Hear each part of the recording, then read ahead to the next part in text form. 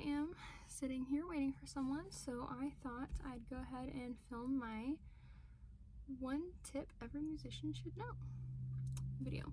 So this one I thought was really helpful, particularly when I was a vocal major. I had a voice teacher and she told me that as performers we have what she would call our performing suit, and she kind of described it as this invisible suit that you have to put on when you're a performer or when you're performing.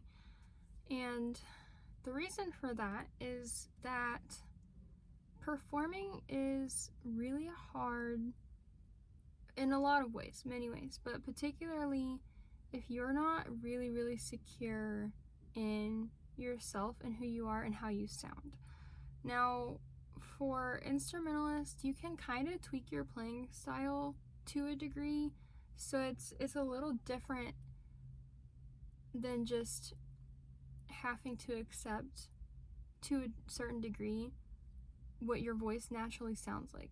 There is only going to be so much you can do to change the style of your voice, or to change the tone of your voice, or to change the natural timbre of your voice. There's only so much you can do. So for the vocalists out there who may not have mastered this concept yet, you really have to be able to step into this performer suit and realize that the reality is not everybody's going to be in love with your voice. Not everybody is going to think that your voice is their cup of tea. Like, you're going to be passed over for jobs just because they weren't feeling it. And that doesn't mean you're a bad singer. It doesn't mean that you're a bad vocalist or that you have bad technique. Sometimes it's genuinely just as simple as they have a different taste, they have a different style, they have a different preference, and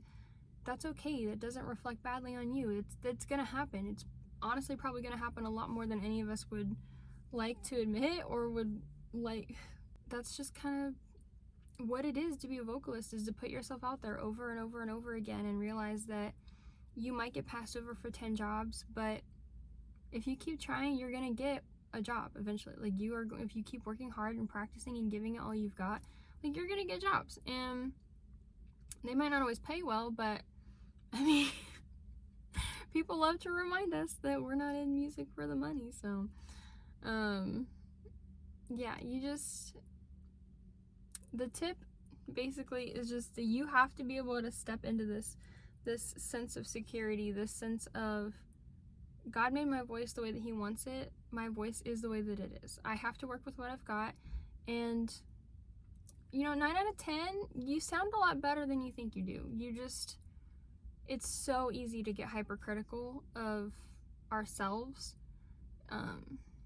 We're our own worst enemies. We judge ourselves a million times harder than we judge anybody else. And at the end of the day, you have a unique sound that only you have. And you have to work with what you've got. You have to work with that. And,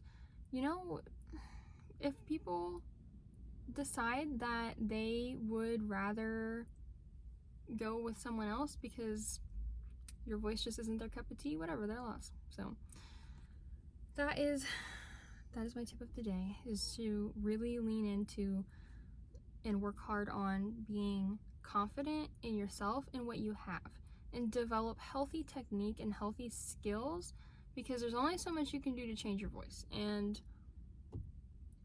it's not healthy mentally or physically to listen to someone else and fill yourself with these thoughts of, like, I want to sound like that, I need to sound like that to be successful, I don't sound good enough, my voice is not enough because it doesn't look like this, or because I didn't get this job.